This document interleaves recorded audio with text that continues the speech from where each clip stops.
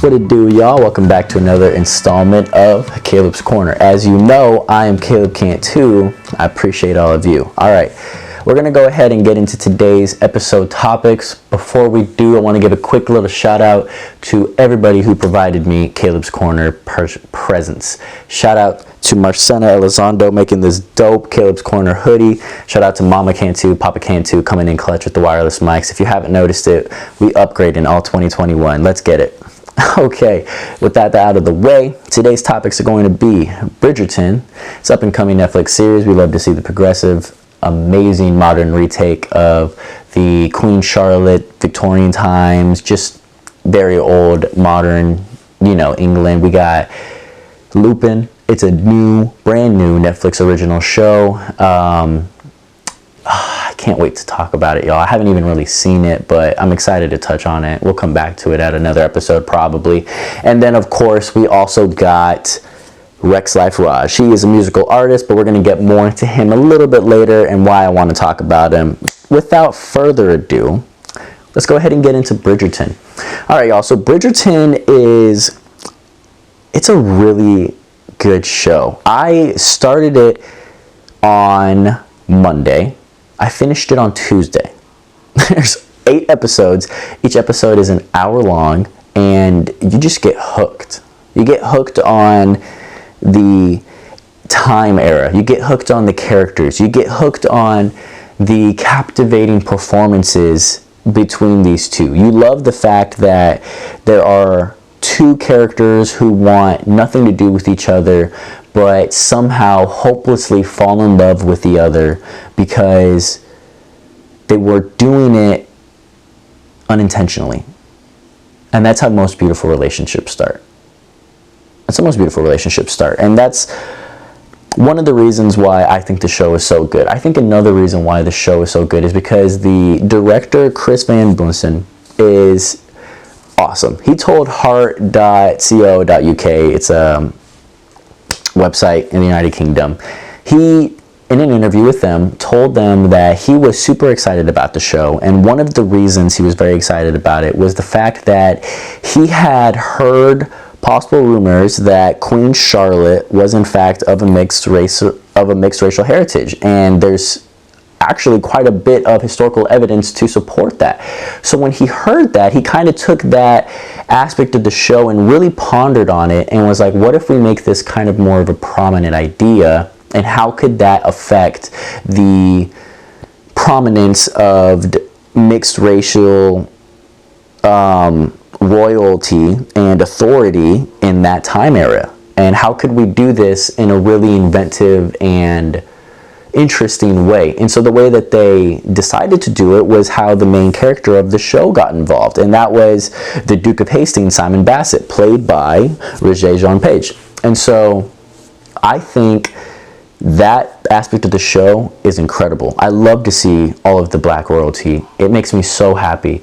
It makes me so happy, y'all. And the Duke of Hastings is such an intense character. You really enjoy his intensity, but it can get quite old quite quickly. And so as much as you enjoy it, you also you see it standing in the way of his own happiness quite a bit. And of course, that's what makes you fall in love with the show, because you can't tell him, but you hope to God. You pray to God. You believe with all your heart that he can come over it. And that's really what a show does, is it takes you and it invests you in a character's life, in the time that they're in, and it captivates you.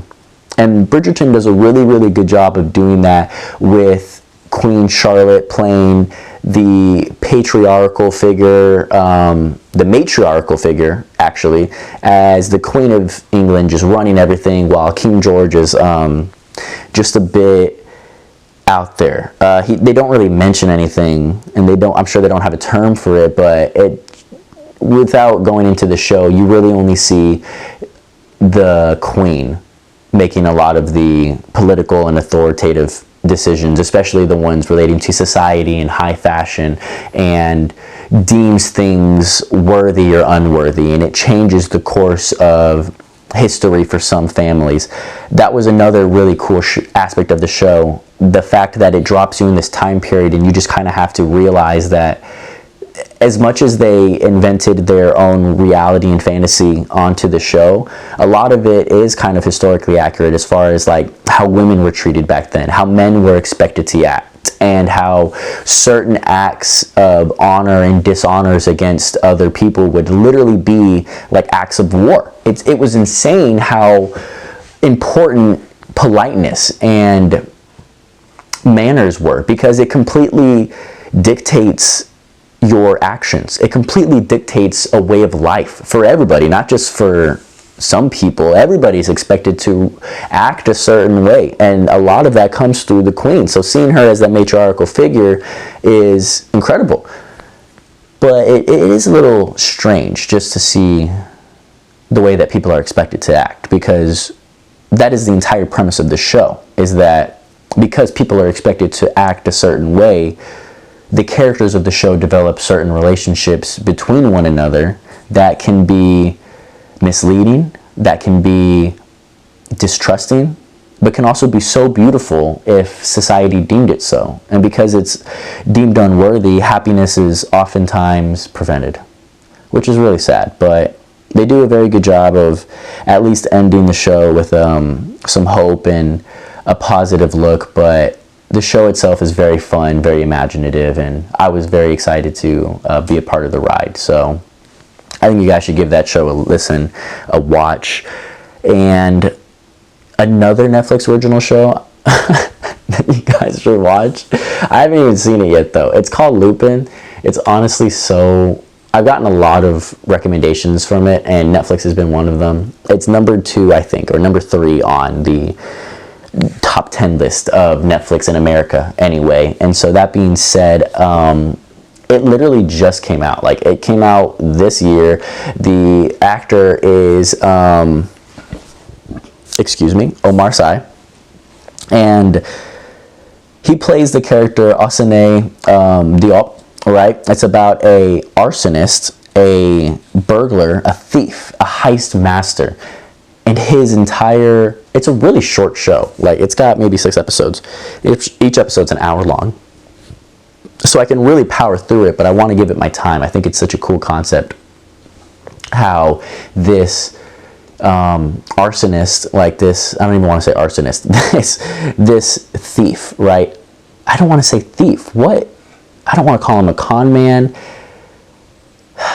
A heist master. That's the only way I can describe this, as a heist master, because no common thief could pull off the heists, the elaborate ruses, the schemes that this show depicts. It's all about being the ultimate master of disguise and being able to fit into any role, and you'll never even know that a theft had occurred.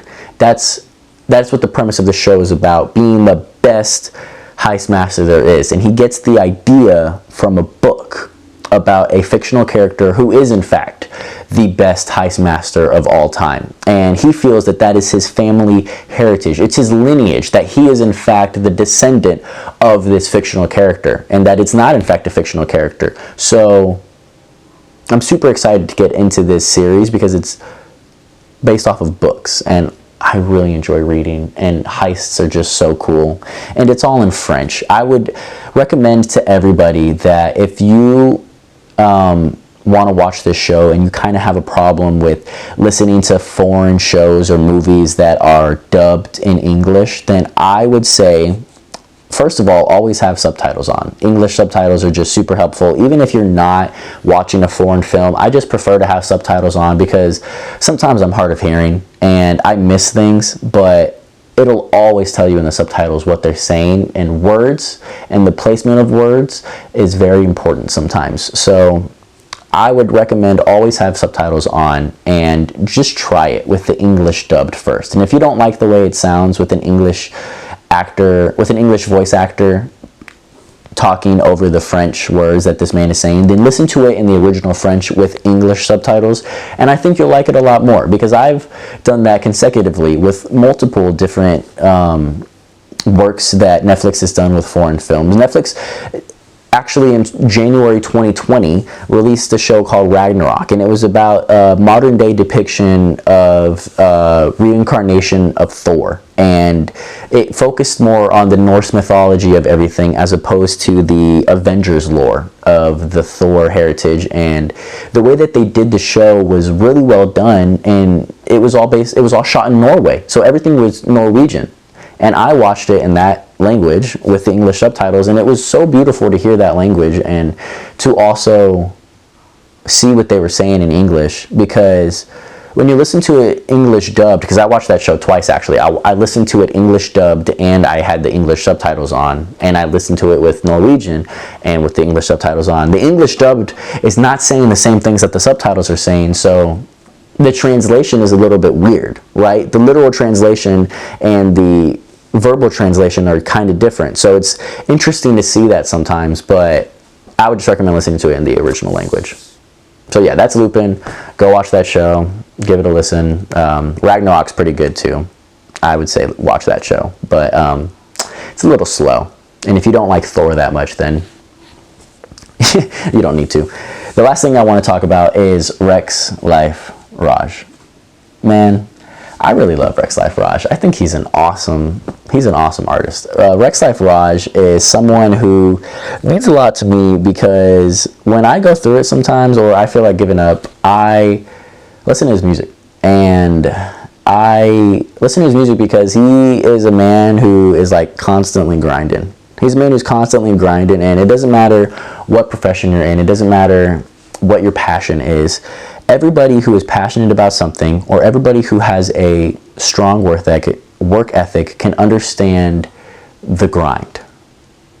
You understand the grind. Whether you lift weights, whether you make music, whether you fry burgers, whether you paint pictures, whether you code computers, we all understand the grind. We all understand it, and we all understand that it can be tiring sometimes, and you may not always feel appreciated, but at the end of the day, you're doing your best, and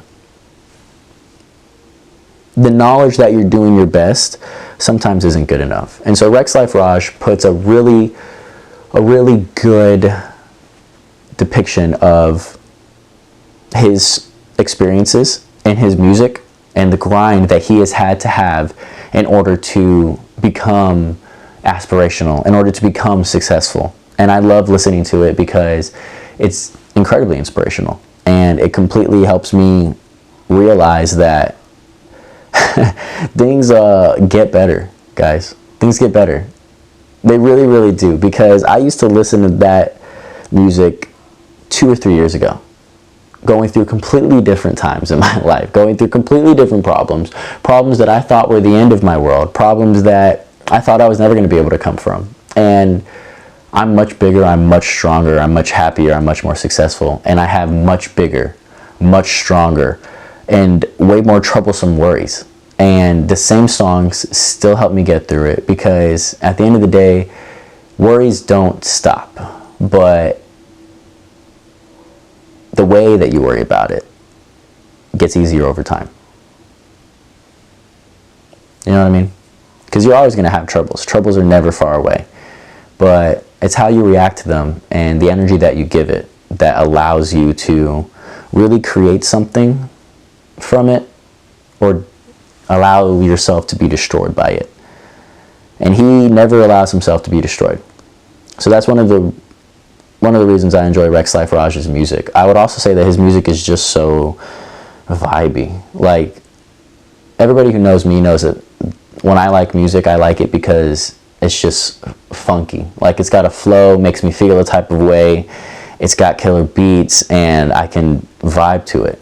And Rexx Life Raj's music is always a vibe. Rex's music is always a vibe. Like, I'm constantly sitting here, whether it's a song about grinding, whether it's a song about how he's going up in the world, about where he's been, how he ain't ever had anything.